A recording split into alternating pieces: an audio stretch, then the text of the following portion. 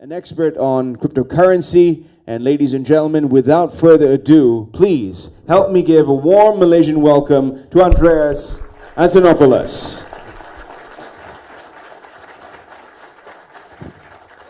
Thank you very much. Thank you. Hi, everyone.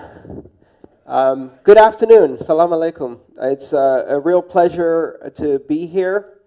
It's my first time in Malaysia. I've now been in Kuala Lumpur for less than 24 hours, and I'm enjoying it a lot, very much so. This is my latest book. It was published in September. It's called The Internet of Money. People often find that this is a difficult topic to understand. Bitcoin is a difficult topic to understand, and I've published 2 books on it. The first book, Mastering Bitcoin, which is over there, is for software developers, engineers, technical people. How many people here are software developers, engineers, technical? Anyone? Okay, so 5 people in this room can read that book. It explains how Bitcoin works, and you can probably read the first 3 chapters before you get into the very technical stuff, and from that point on, it's a bit challenging. It's challenging not because I aim it to be challenging, but because Bitcoin is a complex subject. Now, for everybody who's not a developer, the reason I published that book, The Internet of Money, is this isn't about how it works. This is about why it matters. And it's a collection of 11 of my talks delivered in this format. And it explains the philosophy of money, the implications of Bitcoin on society, and it's a book for everyone. It's the book I gave my mom to read, and she doesn't understand anything about computers or money, so that's a good start. Great. So before I get started, I'd like to get a feel for the people in the audience and get a bit of an understanding of how many people are familiar with these technologies that we're going to be discussing today. So by show of hands, let's start with the narrowest, which is how many people here own Bitcoin? Okay. Someone did a good turnout for the community. Hi. Thank you for coming. Hi. Thank you for coming. How many people have seen or conducted a transaction in Bitcoin but don't own any, have just experienced it?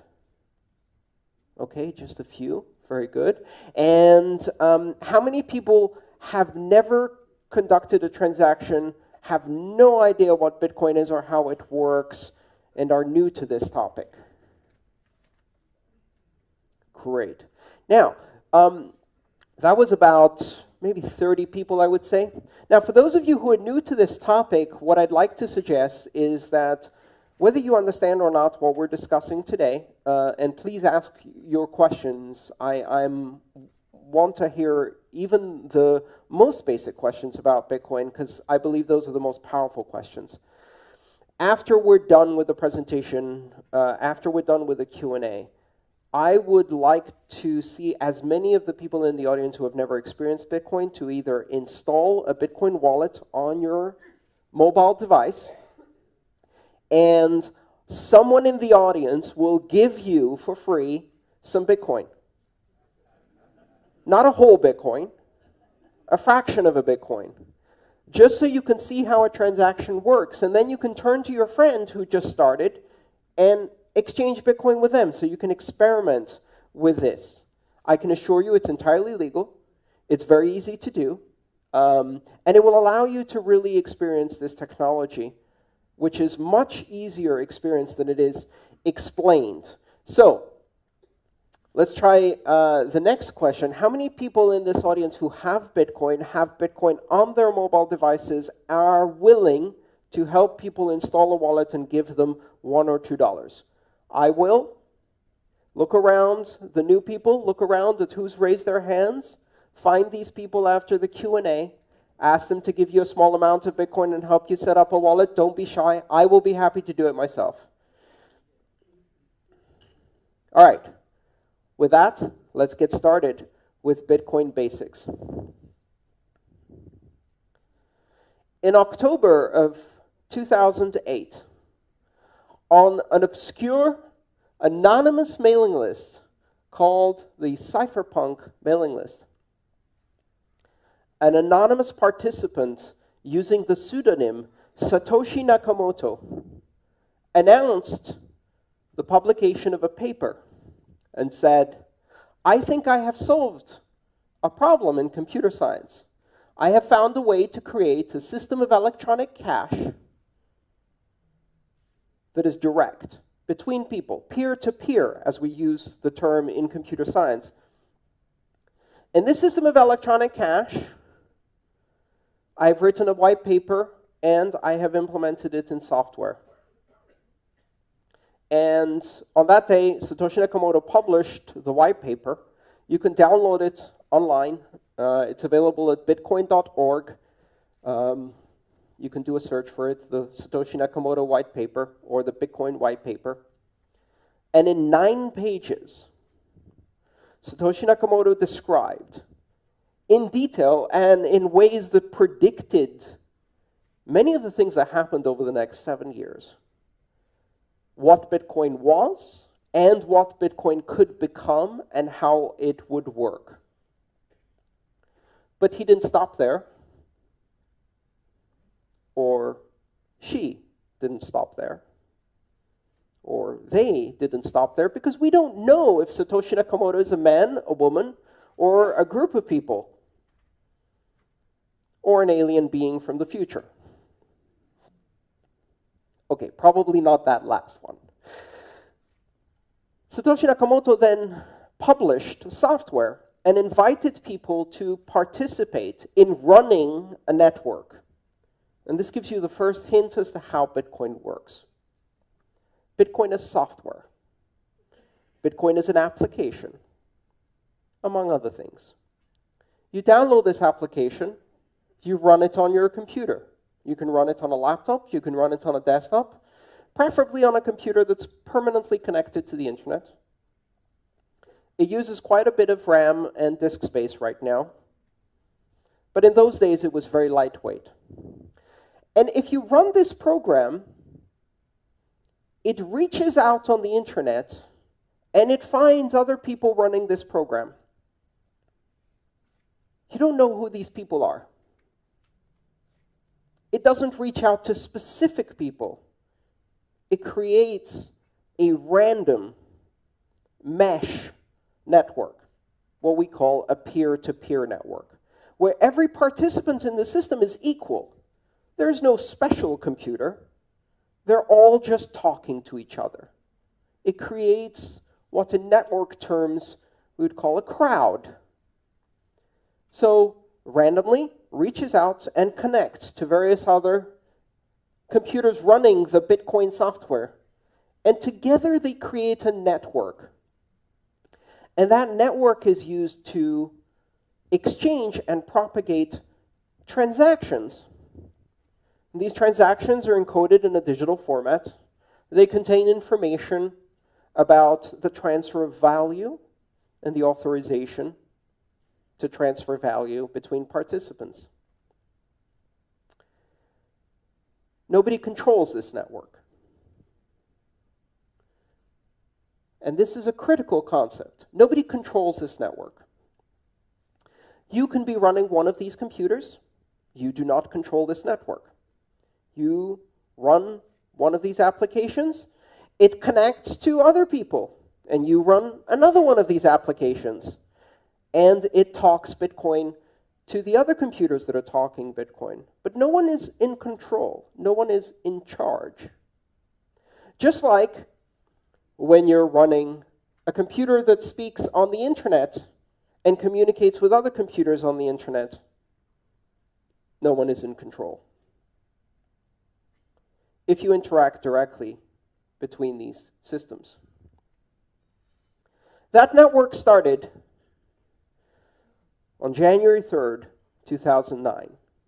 And on that day, the world changed. For the first time in the history of money, in the history of trust, in the history of institutions, in the history of humanity, A system that is completely independent of authority, is completely independent of institutions. A system that develops trust as the result of collaboration, communication, and computation through cryptography was born. This system allows people to exchange value, to transmit money. And this money is called Bitcoin. So Bitcoin is the application. It's the software that you run on your computer that communicates with all of the other computers running the Bitcoin software. Bitcoin is the name of the network that runs, the Bitcoin network, which is the collection of all of these computers. Some 6,500 of them around the world, anywhere there is internet, are the ones we know that advertise their presence, several thousand more that don't, and tens of thousands that simply listen onto this network without actively participating. The Bitcoin network. And all of this is an infrastructure that is used to create and transmit value in the form of transactions expressed in a new currency, the Bitcoin currency. And the Bitcoin currency is unlike any other form of money we have ever seen before. First of all, as a form of money, it does not exist in physical form. It is the culmination of a trajectory we've seen in human history. Over thousands of years, money has become a more abstract form of value. You start with very, very tangible forms of value. Commodities. A goat. A banana. A pineapple. These are very poor forms of money because you can eat them and they rot or die and they can be lost. They're not very good forms of money because they are the thing of value. We went from that to gold, precious metals, and stamped coins. These are better forms of money because you cannot eat them. They do not die or rot. They do not represent the value itself. They are not the value. And this is an interesting concept. Money is not the valuable thing itself. Money is the thing you exchange for the valuable thing itself. The reason bananas are not good money is because bananas are the value you're trying to get. Money is the thing you exchange for bananas that has no value in itself. It is simply a symbol, an abstraction. It represents something that can be carried that I can give to someone tomorrow, and they will probably give me bananas. That future promise of value is the essence of money. So the essence of money is the ability to have an abstract token that in itself is immutable, unforgeable, eternal, maintains its value, and represents the exchange of value in the future as a promise. And over time, these things have become less and less physical and more abstract. Why? Because people don't like changing.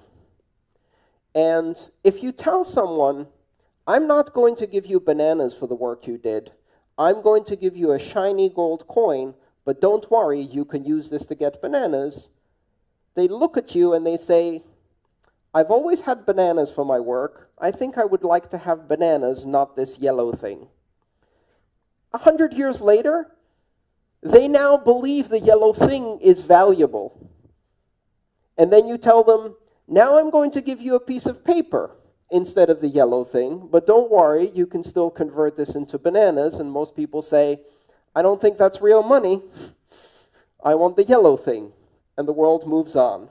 And eventually we change and we say, you know what? You won't get the piece of paper either. you won't get the coin. You will go and look at numbers on a page or on a web page.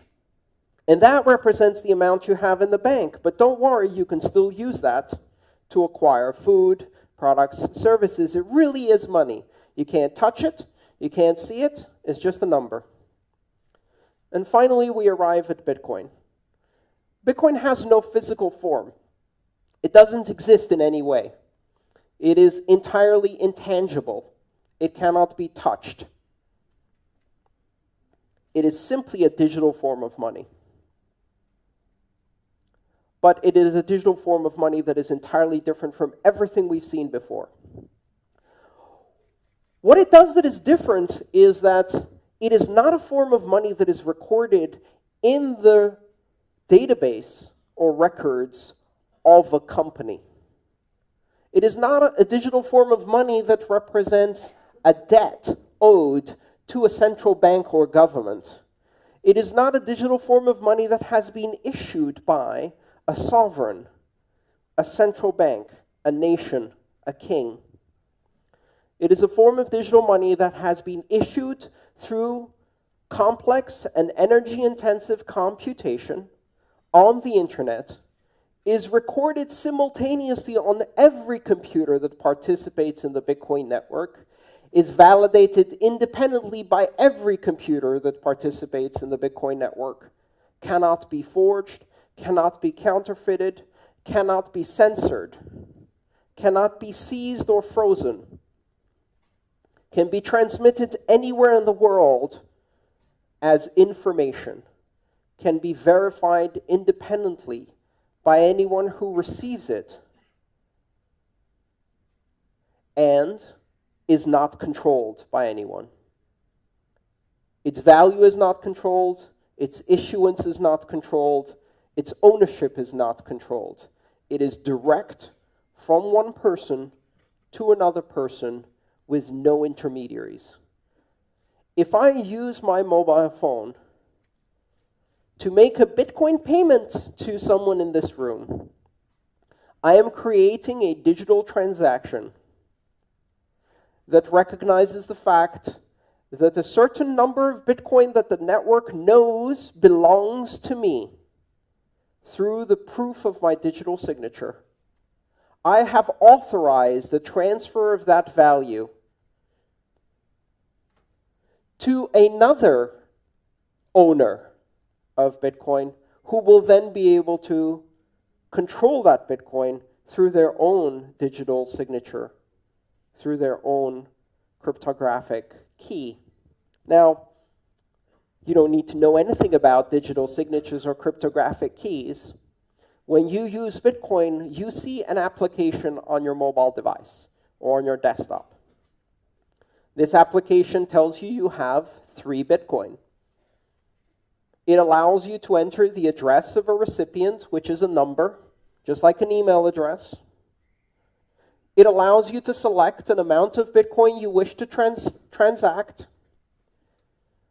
And when you click send on your application, it uses the digital signature and private key that is embedded in your device to create and sign a transaction that is advertised to the entire Bitcoin network and says, I have transferred this value. And then the entire network now knows that this value belongs to someone else. They don't know who this someone else is. Nobody knows. When you do a Bitcoin transaction, it is not related or attached to identity. You do not need to create an account. You do not need to register.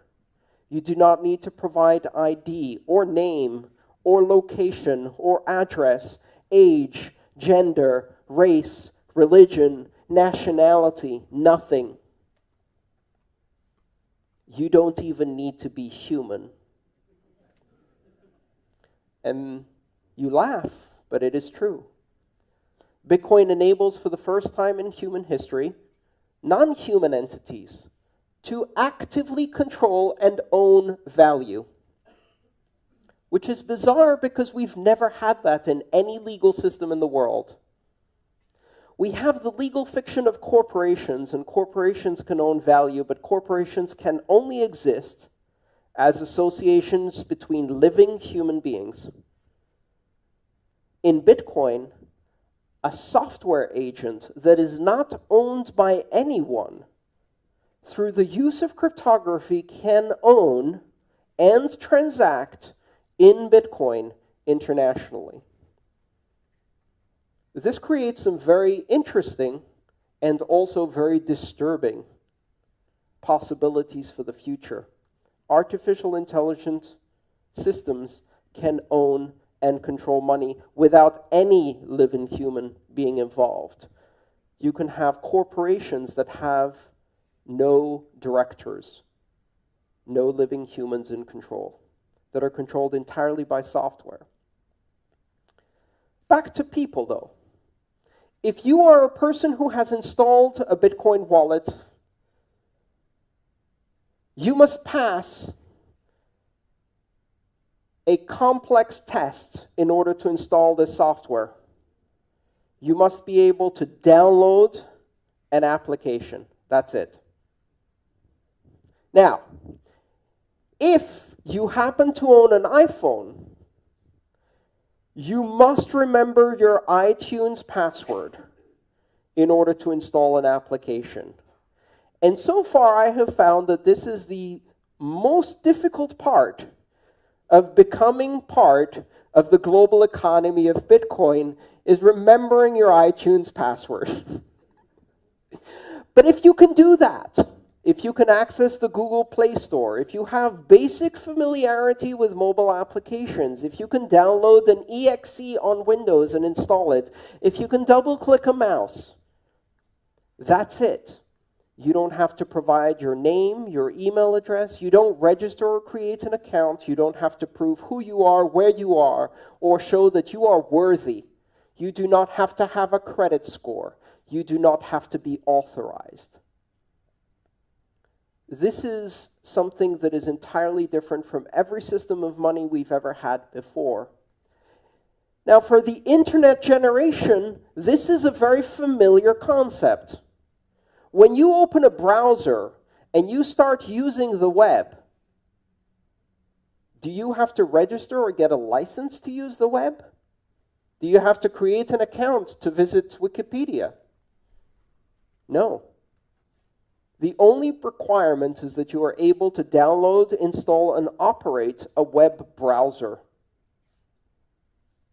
There was a time when the idea of allowing every human to be able to communicate without borders or censorship on the World Wide Web was terrifying to people. To some people, it still is terrifying. Most of the younger generation find it liberating in a global sense. Bitcoin does that to money. What happens when every human being on the planet, through the simple act of downloading and installing an application, can become a member of a global economy without borders, one that allows people to transmit and receive money at will, anywhere in the world, 24 hours a day, uninterrupted for the last 7 years, with fees that do not depend on the amount of money you're sending, but pay simply for the capacity you use on the network. You can transmit a Bitcoin transaction for about $1. And it doesn't matter if you send $1 or $100,000, you still pay $1. It doesn't matter if you're sending it from here to another province in Malaysia, or if you're sending it from here to the opposite end of the planet.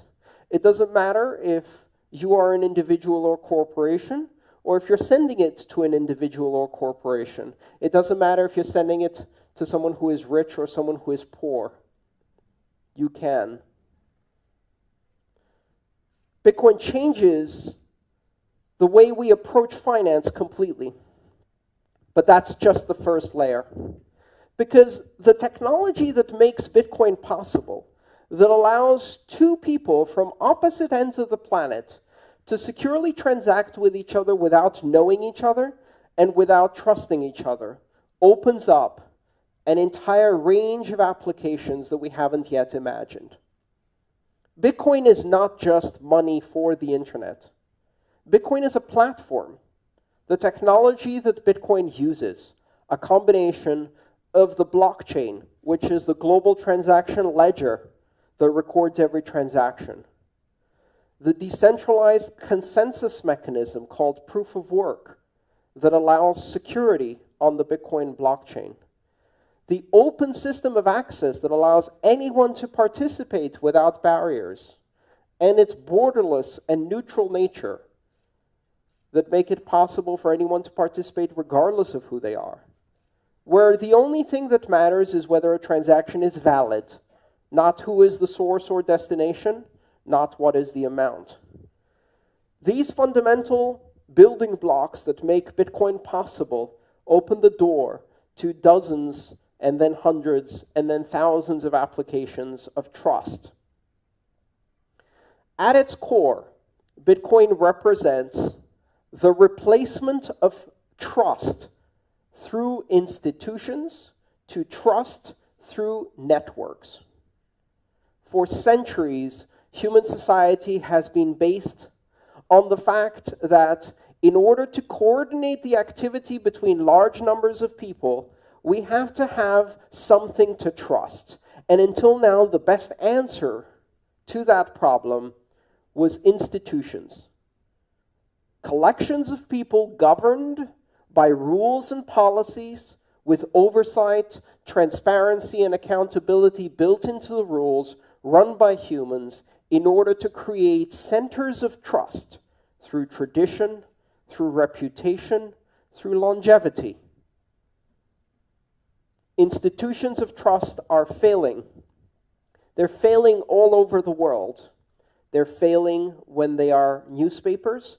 They are failing in political institutions. They are failing in numbers of ways. And the reason they are failing is because they represent systems of scale for industrial societies. And we are no longer industrial nation-state societies. We are now information societies of global scale that collaborate across borders at massive scale. We are now solving problems that affect not 30 million people in one country, but 7.5 billion people on one planet. And for problems of that scale and collaboration of that scale, traditional institutions do not work. They fail to scale. They're not evil. They're not deliberately corrupt. They simply fail to solve the problems of a global society. And yet, during that very time that we see these institutions failing, we have seen the emergence of new systems of governance, of new systems of global collaboration, systems that do allow us to collaborate, communicate, and solve problems at scale. And the first of those systems was the internet. And with that, we see the first system of communication that transcends nations, that transcends borders, that allows anyone everywhere and anywhere to communicate. Bitcoin represents that happening to money. It represents a network-centric system of money that is beyond the nation state.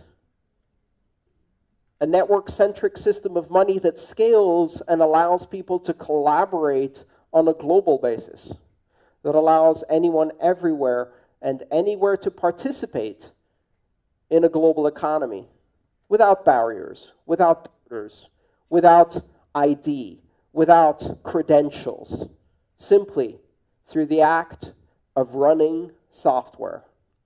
And that will change the world. Thank you.